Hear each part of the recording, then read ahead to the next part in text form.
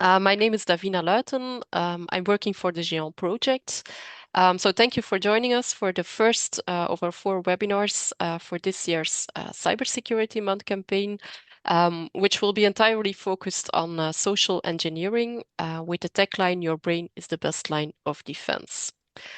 First, for those of you who are not familiar with GÉANT, let me just give you a little background. GÉANT is the organization that delivers a worldwide network and also a portfolio of services for the research and education community in Europe. We also operate a pan-European e-infrastructure, the GÉANT network, and we connect the national research and education networks in Europe. There are 39 of them, if I'm correct. It's the 5th year in a row that we are launching a campaign for Cybersecurity Month. And also this year we have some new materials for you that we share on our Connect website. So if you're on social media or if you already had a look at the Connect website, you probably have seen the first video with Jake Dowd. Next to that, the campaign also includes short videos with tips and tricks by experts from the international research and education community. We will share interviews with the community, blog articles, and much more. So I really encourage you to take a look at Connect websites and also to follow GÉANT on social media. Now back to our webinars, because the webinar program is also part of the Cybersecurity Month campaign. And we're very excited to have Professor Karen Renaud with us today. She's a Scottish computing scientist at the University of Strathclyde in Glasgow. And she's working on all aspects of human-centered security and privacy. So for the next 45 minutes, we will learn more on insider threats. And Karen will present us a new way to categorize those threats that goes beyond the usual focus on compliance. And she will also walk us through strategies to help reduce these risks. At the end of the webinar, there will be time for questions. So if you have any questions, you can raise your hand or you can also put your questions in the chat. So enough for me. I'm happy to give the floor to Karen. Thank you.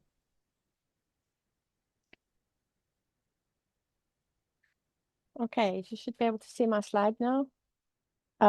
So very nice to have a lovely online audience today. Thank you for joining. I'm going to tell you a little bit about some work I did with some other folks. I will introduce them towards the end of my talk about understanding the insider threat and developing a new taxonomy. So the first question I want to ask you is whether you could be an insider threat, and could I? And I want you to just kind of think about that. And I'm going to return to this at the end of my talk.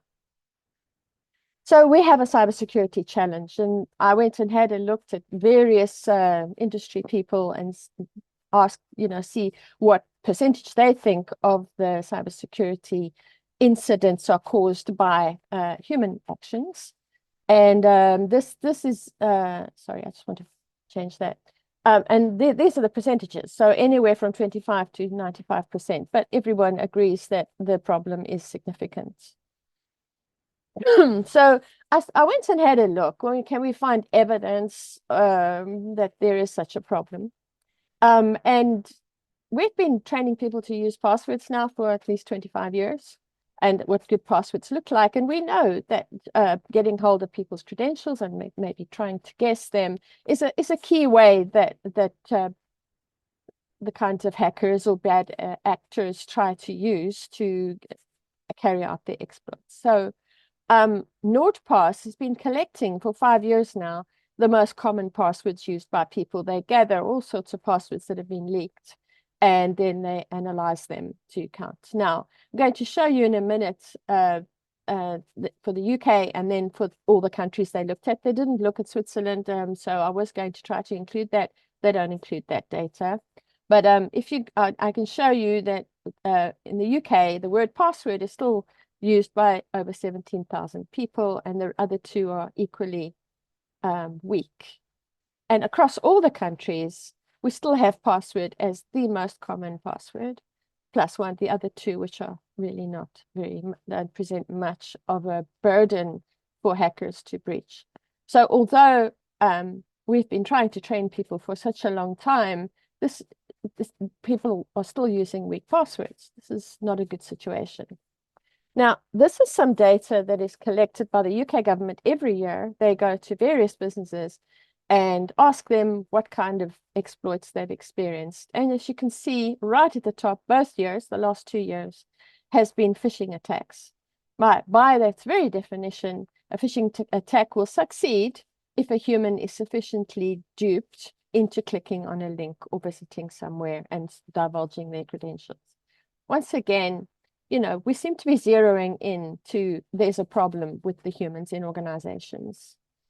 Now, traditionally, if you speak to many organizations, they're going to say that insiders are either compliant or non-compliant. And the assumption here is that if they're compliant, everything will be well. And the real problem is non-compliance. So let's examine that. So most insider threat taxonomies will have the compliant, the non-compliant, and then some of them will talk about people being maliciously non-compliant.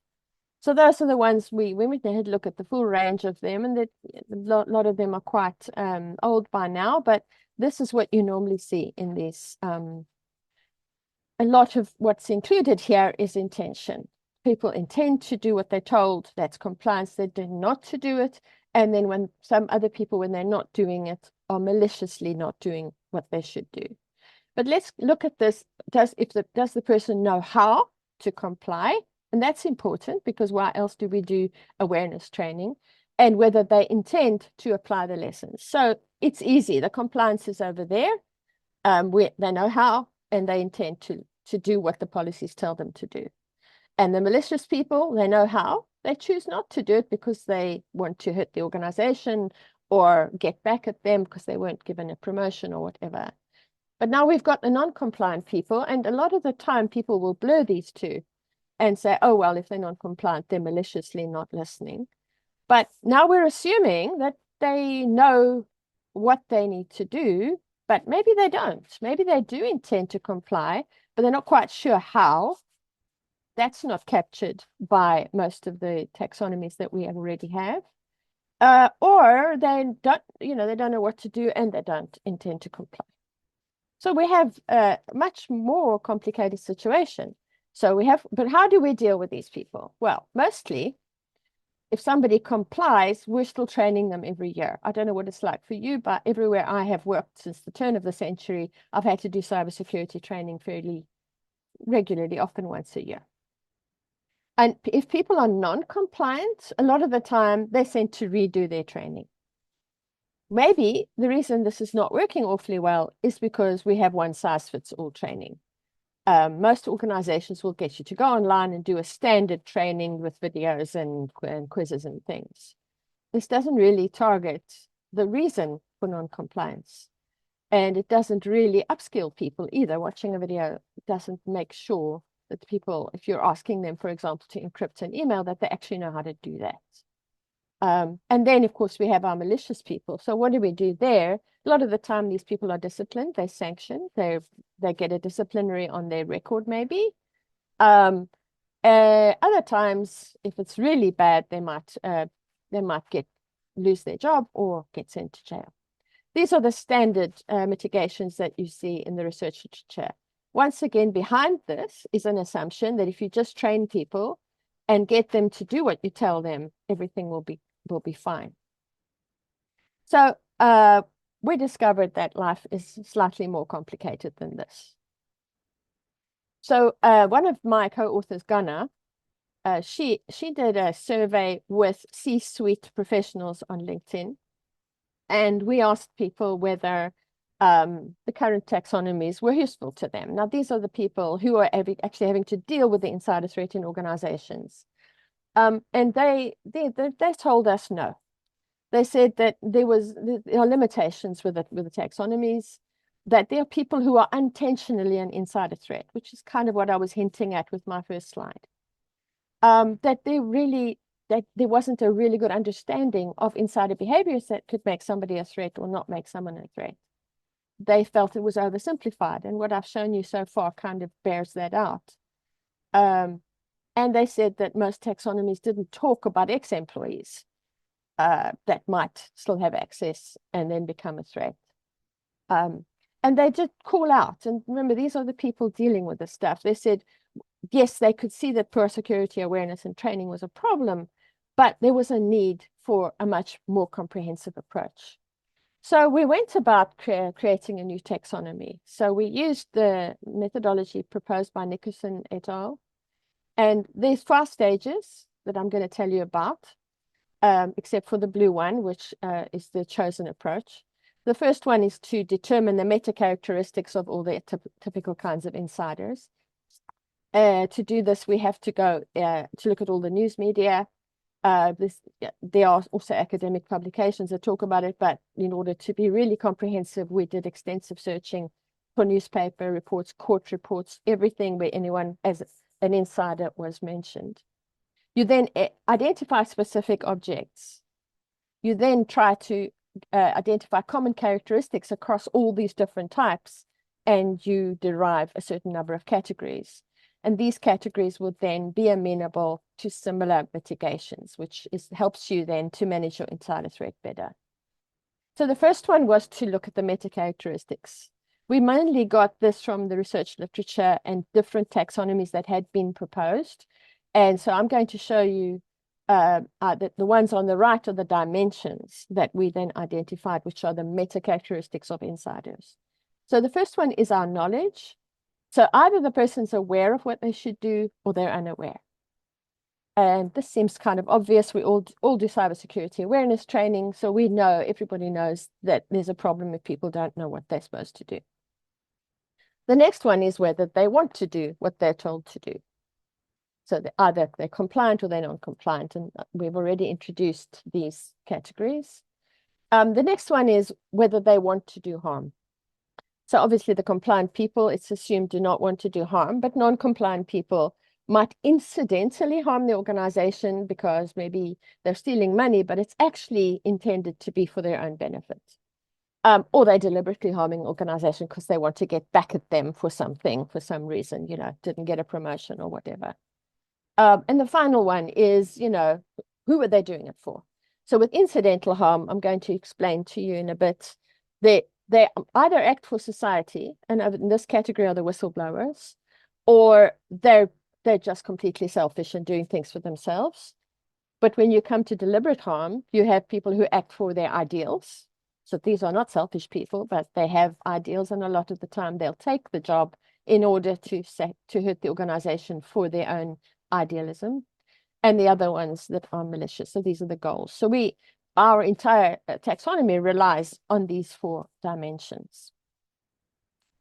And the perceived ideal insider, as I've said before, is aware and compliant. So they know what to do and they do it. So now the next step was to identify particular objects. And so we went and did a search, and we discovered a number of different kinds of insiders. And you can see there's a lot of them. And the one that is a brand new one that only appeared since the advent of generational AI is the rule follower. And I'm going to get back to that in a little bit. So now we take those dimensions and we build a little tree. So the unaware people, we have the oblivious person, and you'll have seen on the previous slide, I spoke about people who are oblivious. So maybe if the organization does training in October, for example, and the new person starts, they haven't done their training yet. And so they're kind of oblivious of what they should do. The next dimension is the compliant versus non-compliant. And here we see a compliant person can do harm for a variety of reasons, which we'll get into. Even though they're compliant, they can still do harm and cause a problem for the organization. And then you get the non-compliant people who incidentally harm or deliberately harm. And the reason the compliant people can do harm is they accidentally click on a link, or they're completely duped by a social engineering attack. or they're following outdated rules. And we'll get back to this as well. And then the non-compliant, they may act for society, for self, for ideals, or for malice. And so we have now 7 categories that have emerged. The untrained, the fallible, and these are people who make who make mistakes, people who are really tired on a Friday afternoon and just don't see that they're falling into a trap. We have disempowered people. We're basically following outdated rules, and because they're following outdated rules, they will cause harm, but it's not really their fault because they're complying according to the rules that they've been given. Then we've got the whistleblowers. We have people who misbehave. This is a very big category. We have ideologues, once again, working for ideals, and we have malicious people. And we've taken those all the different objects that we discovered, and we've assigned them to these 7 categories. So I'm going to spend a little bit of time going through each of the categories and providing examples. But what we discover is those problems that the C-suite professionals told us they had are all addressed by this new taxonomy, which we called Vista. So the first category is the unaware. By the way, you will notice that I have been playing with ChatGPT to generate all these pictures. These are people who are oblivious. And you may think in this day and age that this is simply not possible. But I can tell you a story. This comes from Scotland. This office worker was left alone around Christmas time. And she fell for a scam, lost the organization, I believe, over 100,000. And her line managers and other people were away on holiday, and so she didn't really have much support. Well, the company, when they got back and they realized the money was gone, fired her. So she lost her job, and then they took her to court. They tried to get her to refund the money that they had lost to a hacker. But what happened was that the judge said, the judge asked the organization whether they'd given her training and helped her to understand what phishing was about, and they hadn't. And the judge also asked them what processes they had in place to ensure that one person being duped could not lead to this loss of money, and the processes were not there. And so the judge threw the case out of court. So this is somebody who really was just not aware of phishing sufficiently to resist the attack.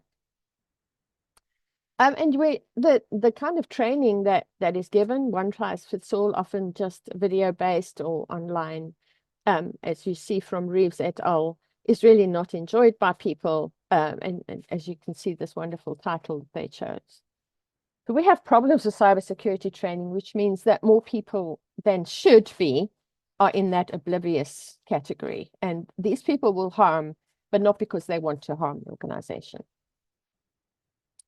So the other thing is that old school training is once a year. And by the way, that top left comment was made on a webinar I was on, that somebody added that as a comment, and I thought it was wonderful. People hate the training. There's this one size fits all.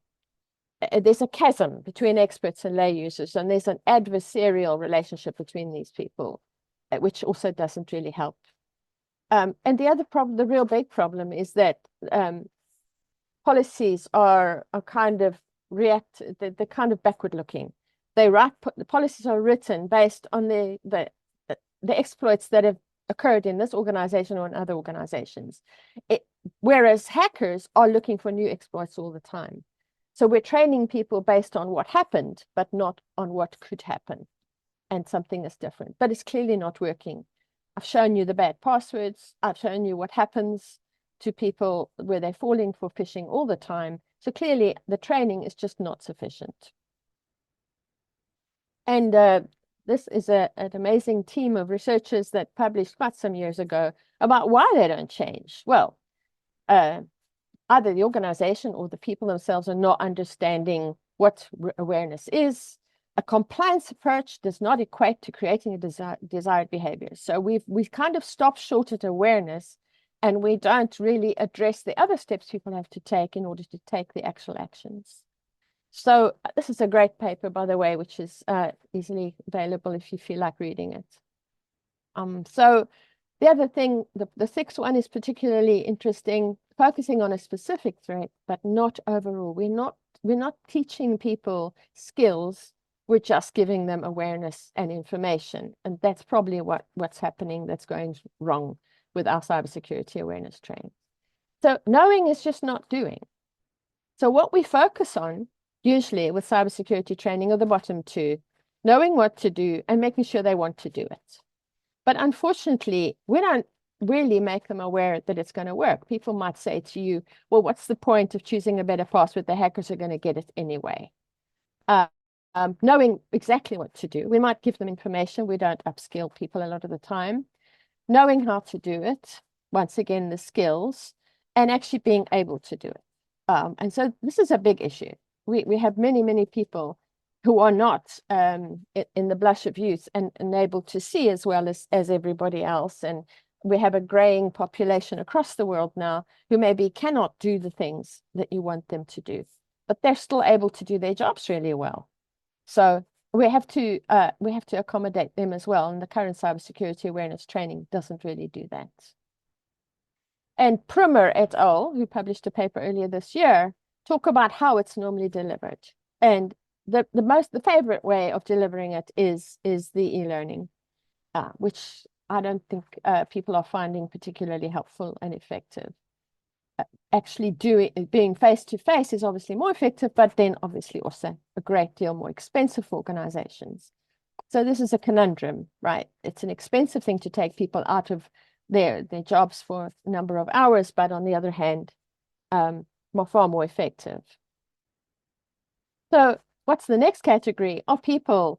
These are the imperfect, depleted, and naive. And this means the people who are stressed, they're depleted, they've been working, pulling long hours because there's a launch or something, they're overworked, they might have trouble at home, they might have had health issues. There's all sorts of reasons for these people becoming insider threats. So these people are aware and they actually do want to comply, but something goes wrong. And so there are a lot of examples about this, where basically people, you can see they're people who the employee relations team, but there were problems in the unit and this breach happened. And toxic workplace behavior causing an insider threat. So there is evidence there that these issues can occur. And if employees are in a bad way, in a bad place themselves, they may not comply just because they're not able to. And then this is our third category, which is called the rule follower. This is a brand new category. Nobody else has it. And obviously it's a little bit provocative, but I'm going to explain where we are coming from with this. We have currently many, many rules. And many organizations, when an exploit succeeds, they'll add some more rules to address it. There also are many, many different documents, many policy documents that we expect all our staff to read and be aware of. Many of them are written in legalese. So people are uncertain. The minute you have lots and lots of rules, people become uncertain. And there are lots of organizations where policies are mandated that are basically impossible for people to follow. Don't write your passwords down. Use strong passwords, memorize them. This is impossible. Most of us can basically keep about 6 passwords in our memory, but not more. And especially when passwords are renewed, you're creating a situation where people actually cannot comply if you make that kind of policy. Now, Cass Sunstein, who wrote the wonderful Nudge book with Thaler, he said that there are problems with rules. Rules need to be clear. They need to be prospective rather than retroactive. And of course, this is the problem with a lot of our policies. There must be conformity with the way things are happening in the organization and the rules that you make. They must be able to be contested. I've never seen anybody who allows any security policy to be contested. Unduly rapid changes, and that's also another thing that happens a lot in organizations. So when you make lots and lots of rules, it becomes impossible for them to follow these rules. And if you go and look at people like Ryan Wright, and they're saying that the phishing susceptibility, which we now know is a very big problem across the world, is not merely a matter of knowledge. There are lots and lots of issues, and it's even more important to understand susceptibility to phishing, right? So it takes it a step further than mere knowledge. So this is a brand new exploit. People used AI to impersonate the CEO's voice. Now, clearly there was a policy that said, only if I tell you to pay something should you pay it. So they just took the CEO's voice. And the person who was duped was absolutely convinced that this was her CEO speaking to her. So these things are happening. They're not really covered by policies right now. And we have an insider threat because people are unaware of what AI can be used for and unaware how it can be used to create brand new exploits that nobody's even thought to put into a company policy. So what we have to ask now is whether compliance is sufficient. Is it really enough to comply with existing policies when the exploits that are coming out are brand new every day? All the hackers are making excessively effective use of AI engines to create new exploits that nobody's ever thought of before. So I went and had a look on a Google Scholar, and you can see there's a lot of publications based on compliance. So compliance is a huge topic in our area, but we've got to wonder whether this is the right approach. So if you look at the persuasion pyramid, if you go, compliance is one step above coercion, and we don't want to coerce anybody, do we? So what you really want to get people to is commitment. You need people to commit to cybersecurity. But if we're so focused on our rules and our compliance, we're probably just not really getting this.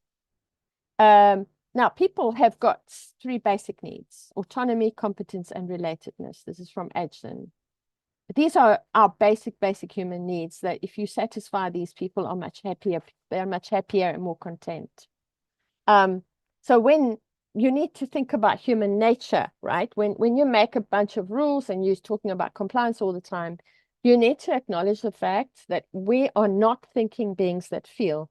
We are feeling beings that think. Our emotions, we may not feel them, but they inform everything we do. They are down below the surface. And so if people emotions are brought to the surface, a lot of the time the ability to think rationally is compromised. So let's think about this. This is Jonathan Haidt that used this in his book, this example, which I found very helpful. He says that your emotions are like a great big elephant, and your rational mind is like the little man that drives the elephant. And everything goes well as long as the emotions are calm and collected. But when we do cybersecurity training, everything is directed at the rational part of our brains. And that's fine. It's knowledge. It's new knowledge. It needs to go in. But phishing exploits that come in target the elephant. They target your need to be kind, your need to be caring, your need to be helpful. These are all emotional things that can come into play. But remember that when the elephant charges, there's very little that man can do. And it's the same, our rational brain sometimes gets completely compromised by emotional responses. So let's think about being told to do something. You can see this picture. Do not climb or play on the pipe. Well, what you got with people climbing on and playing on the pipe. So a lot of the time you get what the psychologists called reactance. So people saying, well, why should I do this? And really reacting to excessive numbers of rules.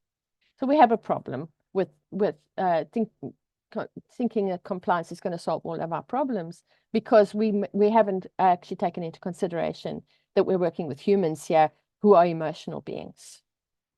So whenever people start feeling resentful about all the things you're asking them to do, the elephant is going to charge away, and you're not going to get compliance from them. You're not going to get them on side. That's even more important. They won't want to do your cybersecurity actions because you've made them feel bad.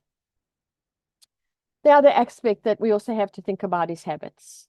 So bad habits will stick, right? And whatever you're doing now has a tremendously strong pull on what you're going to do in the future. So a lot of this cybersecurity training assumes that I tell you to do something and you're going to do it, but it doesn't consider the habits I already have with respect to doing stuff, right? So this is important. Do we ever consider that people have existing habits and that if you criticize them and tell them that their habits are stupid, the elephant's going to run in the other direction? These are things we should really be thinking about as well when we do our training. But I've never seen training that does that.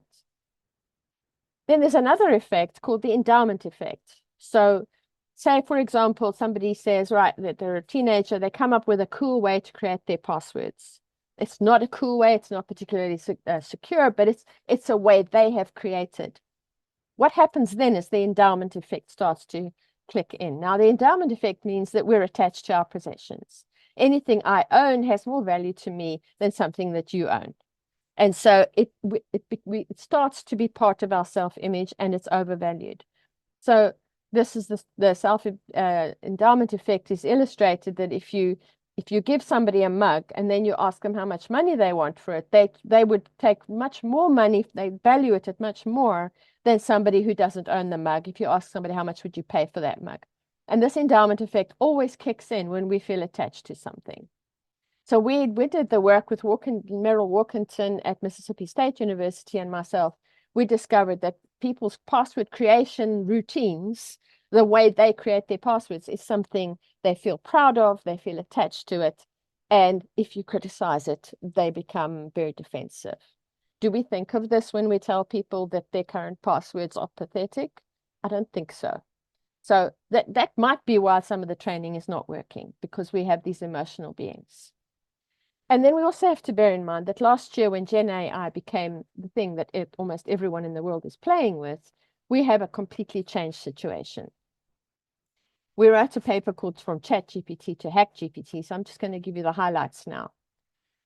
We have a lot of AI-fueled fraud.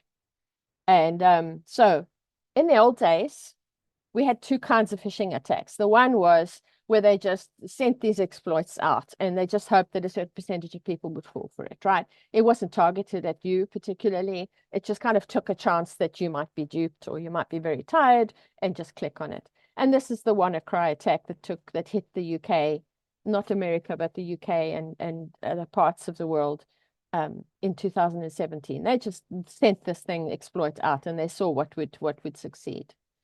But then there were also targeted attacks where basically like Stuxnet, where it was targeted specifically at the Iranian centrifuges, their nuclear complex.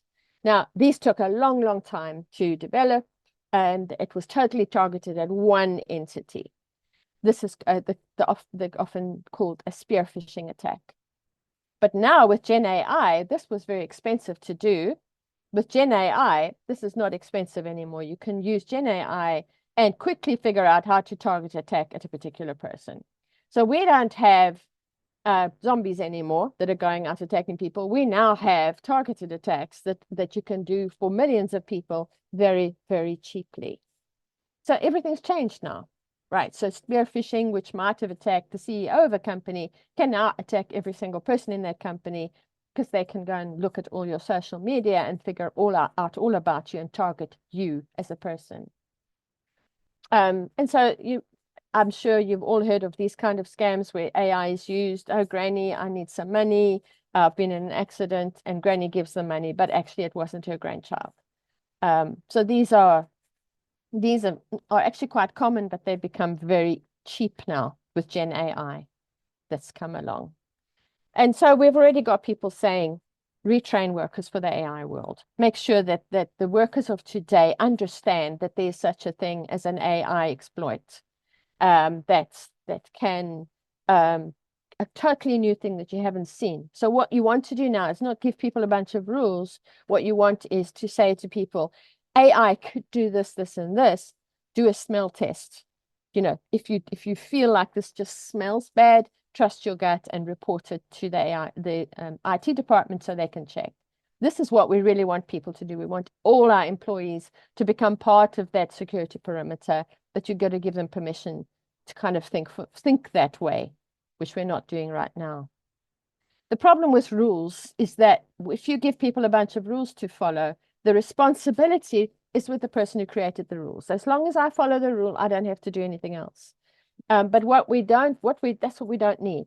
With the AI era, what we need is people who know that their responsibility is cybersecurity, that they should try to defeat the hackers, defeat the people who are trying to carry out exploits.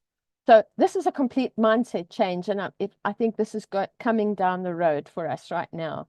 And that's why we have insider threats now, because people are not yet aware of this stuff. That's why this category is called the disempowered, because they are hamstrung by outdated rules and they're not trained to detect these exploits. The next one is the whistleblower. You probably all know who that is. And I chose him because he's the most well-known whistleblower. These people, I call them the heroes. So they see what's going wrong in the organization and they believe that they have to speak out. Problem is, they will take confidential data and they will give it to the outside world, which is what makes them a whistleblower, an insider threat, sorry. So I've just included some pictures here of people, and you'll see a lot of these people did a great service to community, to society. Yeah, the bottom right was the person who blew the whistle on the Tuskegee scandal in America. The lady on the top right was the one who refused to shut up because the water in Flint in America was bad, and it had all sorts of lead and nasty stuff in it, and they wouldn't do anything until she blew the whistle. And various other people who, for they did what they did for society. I know a lot of people don't think Edward Snowden is in that category, but as the most well-known whistleblower, I've included him. The next one is the misbehavior. So we have various categories here. We've got people who are willfully ignorant. They refuse to go for training, or just say, well, these rules don't apply to me. We get people who think that they're too smart and they don't have to listen to the rules. We get mischievous people because they think it's funny to try to break whatever security controls are in place. So these really are the archetype non-compliance people. And they actually have to be dealt with in the organization, but they're not necessarily malicious. They want, everything's about them. They're the ultimate selfish insider. So there's a lot of examples for, as you see, inside activity for personal gain. So they'll use neutralization techniques, and they'll say, oh, well, I can steal from this organization because they have insurance and it's not going to hurt anybody. Or I need the money more than they do. These are the kinds of things that people might say. And then you see this is a person who wanted to start his own business, so he stole all these email addresses, left the company, and off they go.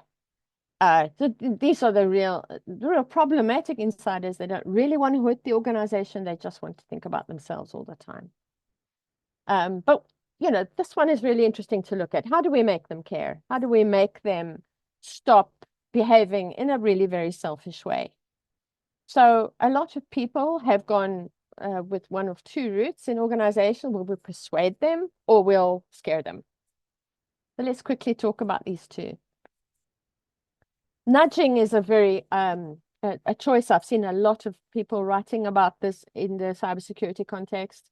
So nudging basically tweaks the choice architecture. And choice architecture is simply the environment within which you make the choice. So, if you go to the store and you see fruit and you see donuts, a lot of the time these days they'll put the donuts further away from you and the fruit closer so that you choose the healthy option. With nudging, all choices have to be retained. So you must still be able to buy the donuts if you really want to, but you kind of make the fruit more attractive. That's the typical nudge. They're best for yes/no choices. A quick choice between A and B. Shall I have a Coca-Cola or shall I have a bottle of water? So if you make the water cheaper and look more attractive, maybe people will rather choose the water. Now, think about the fact a lot of nudging has been done in the password context. I have done this myself.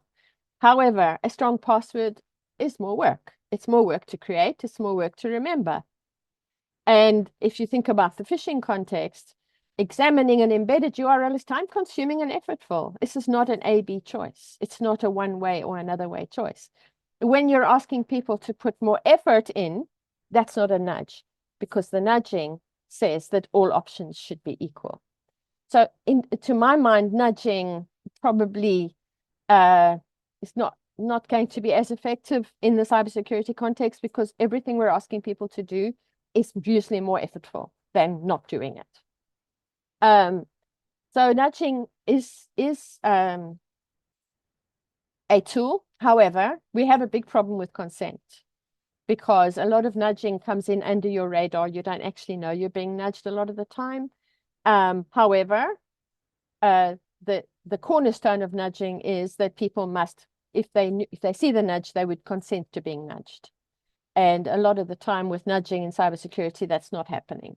So we have a little bit of a problem there, which some people might argue is okay because it's all for the good of cybersecurity, but it's still an ethical issue, I think.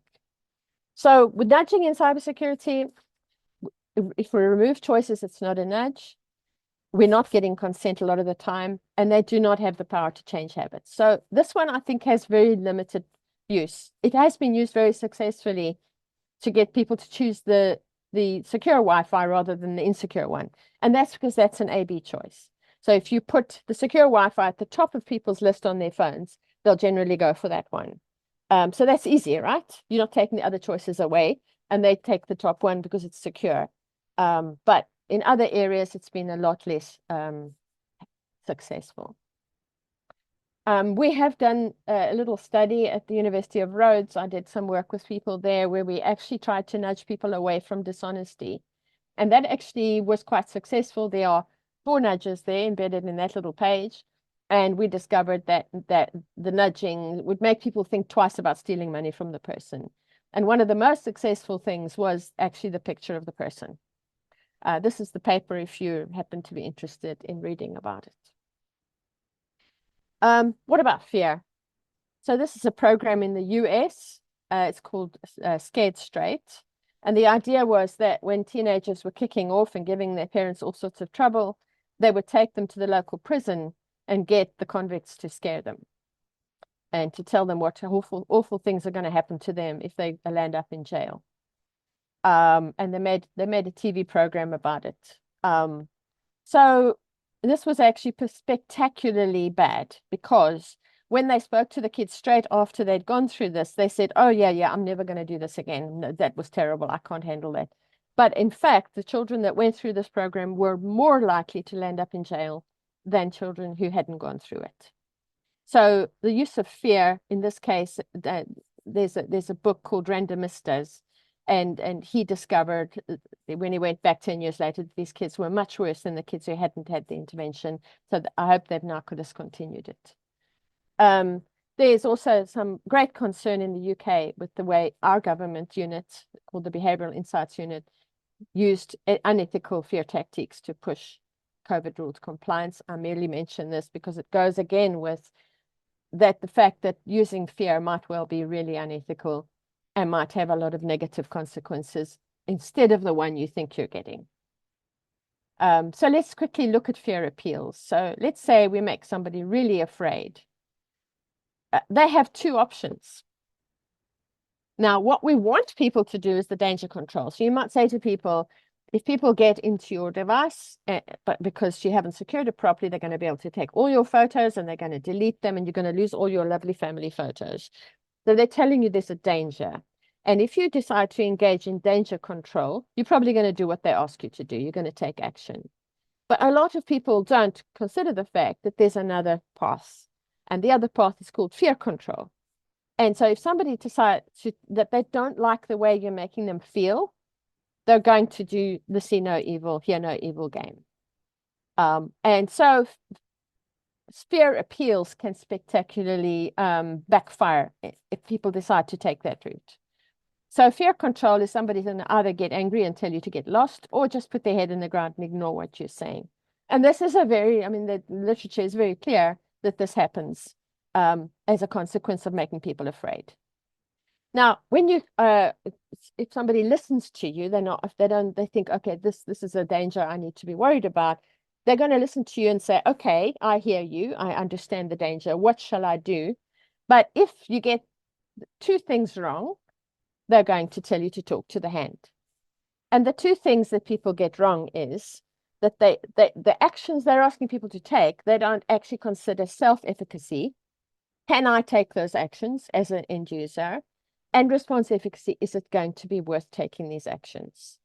So for example, I've seen people say, don't ever use public Wi-Fi. And I always think to myself, well, that's not possible for people, because a lot of people travel these days and they need public Wi-Fi to, make hotel bookings or something if their train is cancelled, right? So you can't give people things where they just say, well, I can't do this. If it's not feasible, doesn't matter how scared you make people, they're just not going to do it. So this is the science behind fair appeals, but this bottom path is often not understood very well.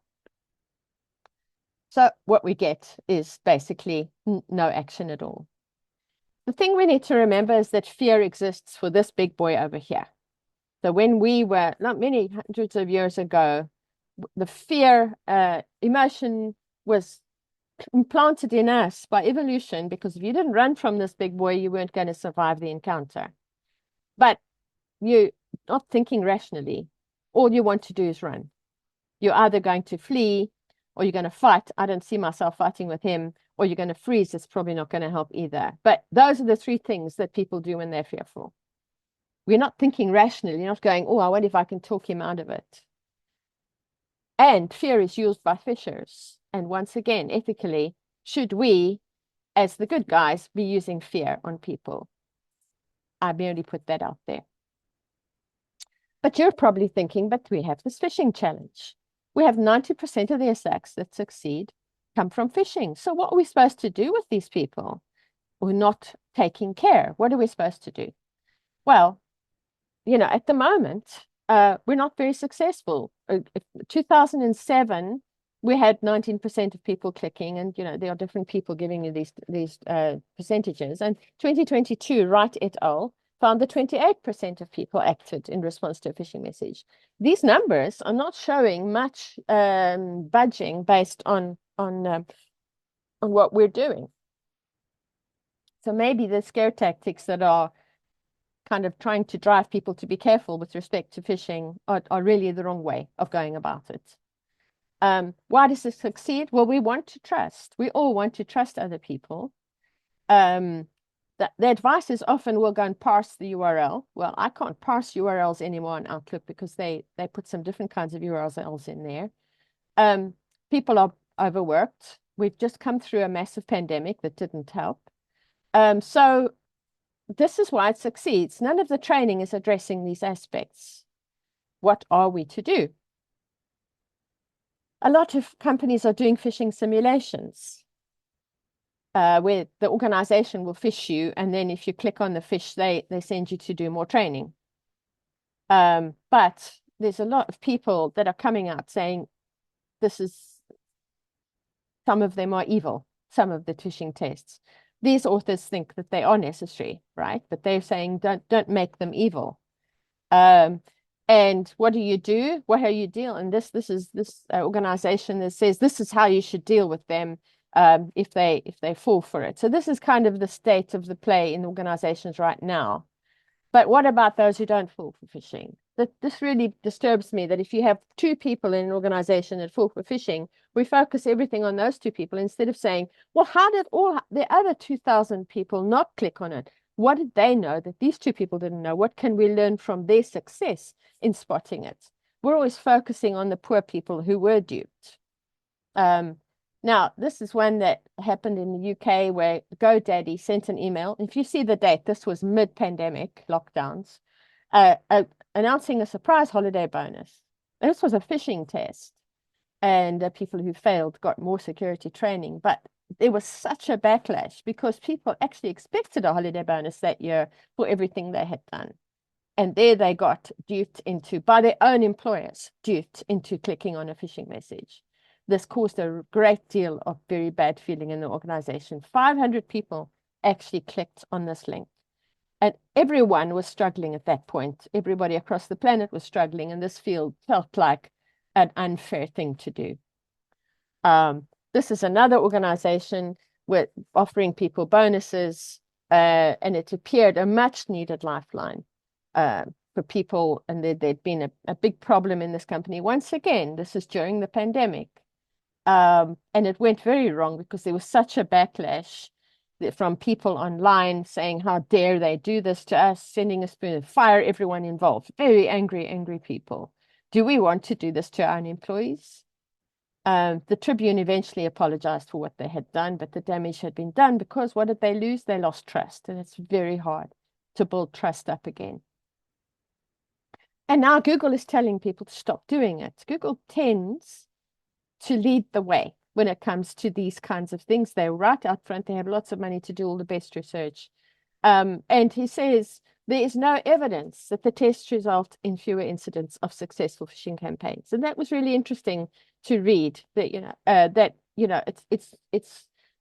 if it was helping, you could still make an argument for it, but there's actually no evidence that these phishing of own employees work.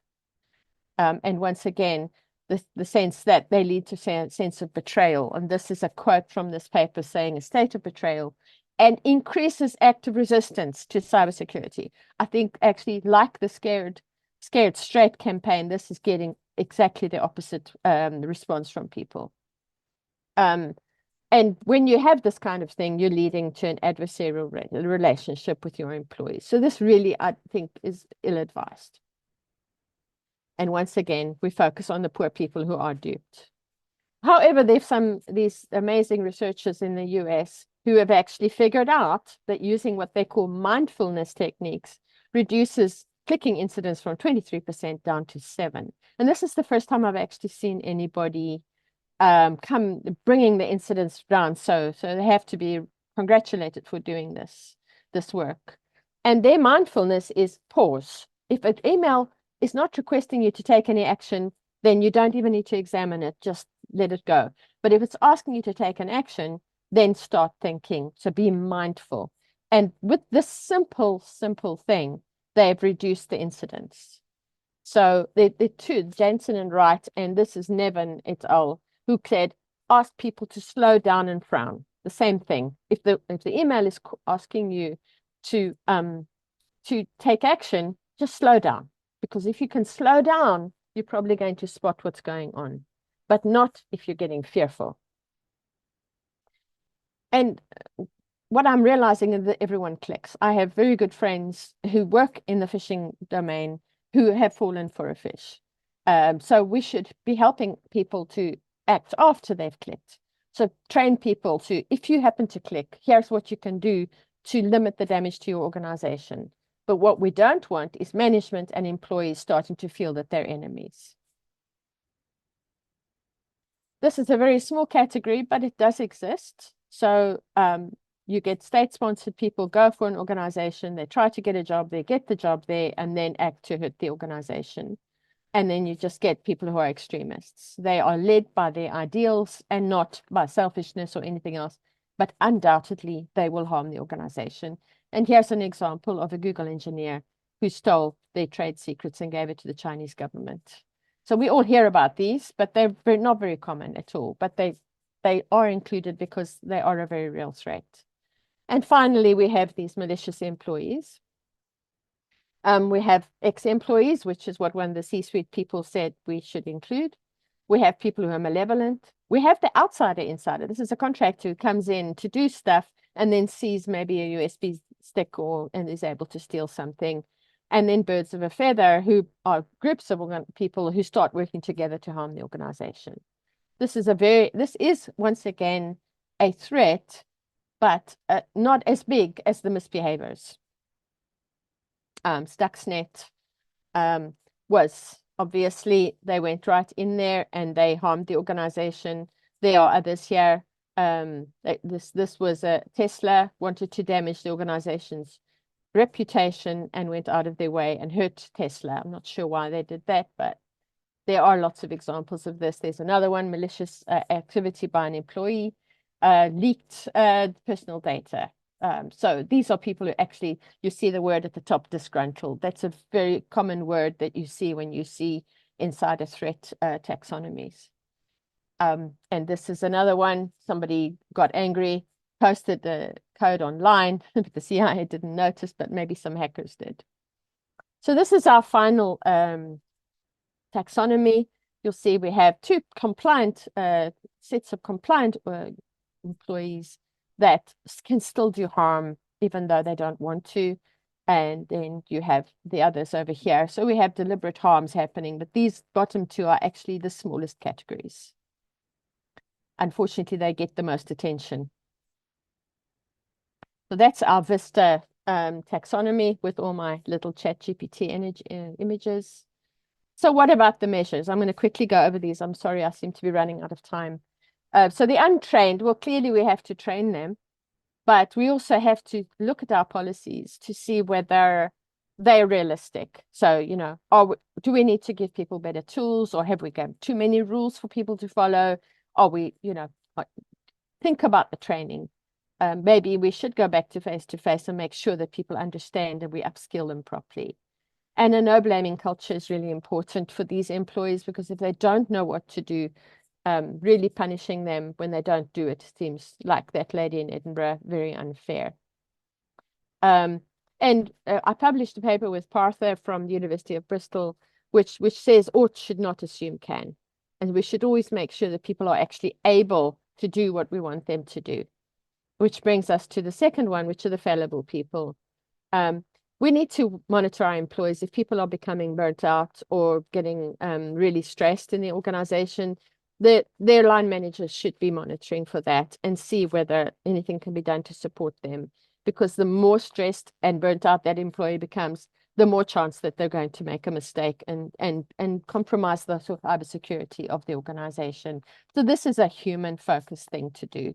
And maybe we could counsel somebody or give them some support, rather than letting them just go on and then inevitably something bad's going to happen, which will not be their fault really, because they didn't get the support. The disempowered people, let's try to train people to spot new exploits. Let's try and develop people's ability to get the bad smell of things. And no, don't put this massive focus on rules all the time. And once again, let's not blame people. Let's try to create cybersecurity firefighters in the organization. This one's actually quite easy to solve, you know. Behave ethically. That's your first step. In all the cases that those pictures I showed you, those people knew that the organizations were not behaving ethically.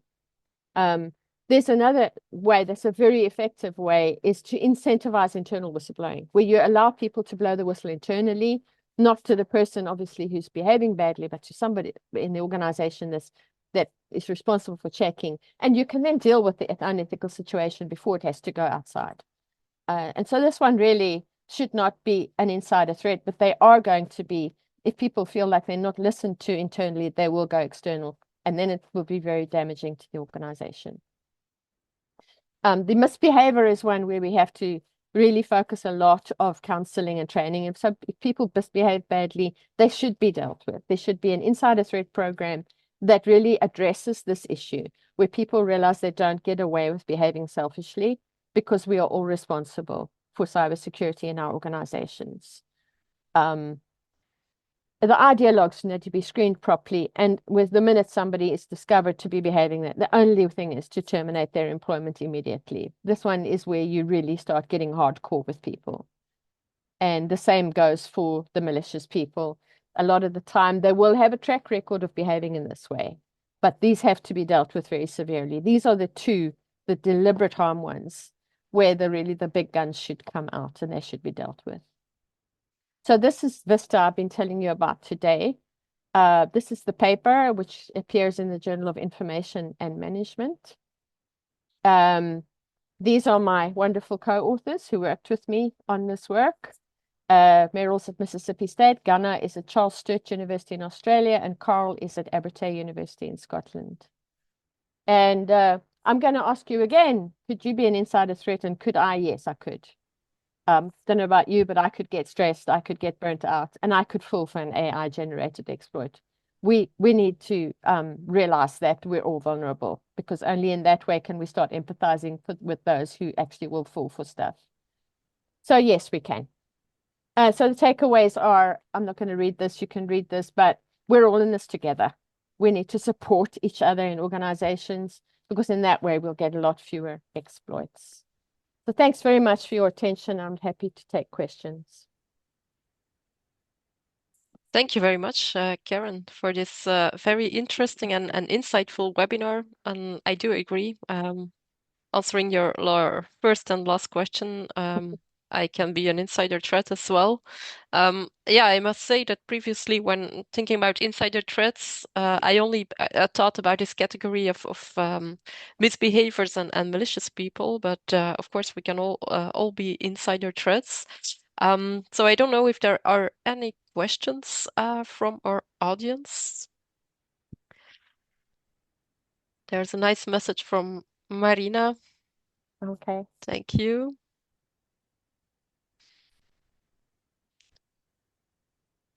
Well, thank you for that, Marina. Also some nice comments. Are there any questions from the audience? I'm happy, and I'd be delighted to hear from you. Always happy to speak to people, you know, because I'm on a journey.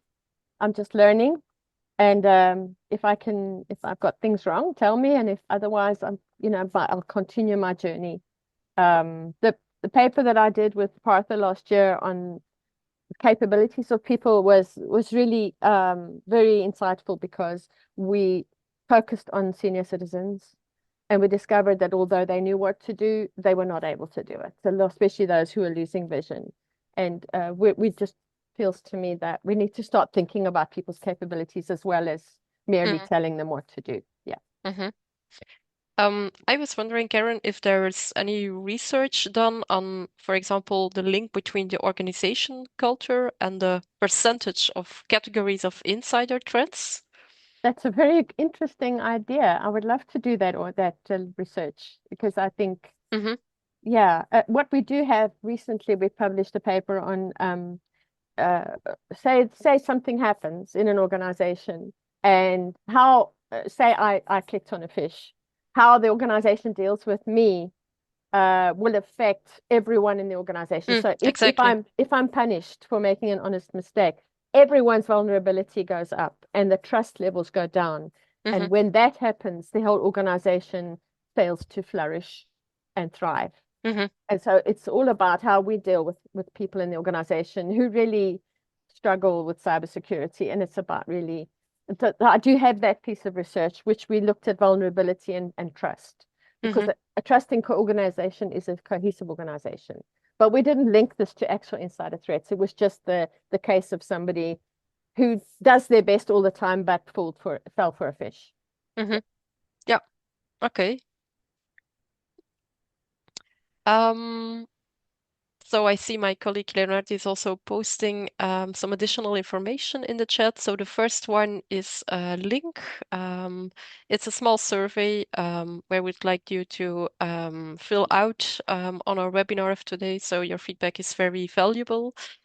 So thank you for that. And the second link that Leonardo has shared is the link to the other webinars. So I'm really happy to announce already that next week we will have Christine Weber from the University of Würzburg sharing some insights with us on social engineering. And then, yeah, AI, of course, is also a very important and relevant topic related to cybersecurity. So for week 3 and 4 of our campaign, we will have webinars on AI. So this webinar has also been recorded and will be shared afterwards on the GÉANT YouTube channel. I see that Carolina is asking if there's a link to the research paper. I'm sending her my email address. Carolina, if you get in touch with me and tell me which paper you'd like, I'll share it with you. Yeah, that would be lovely.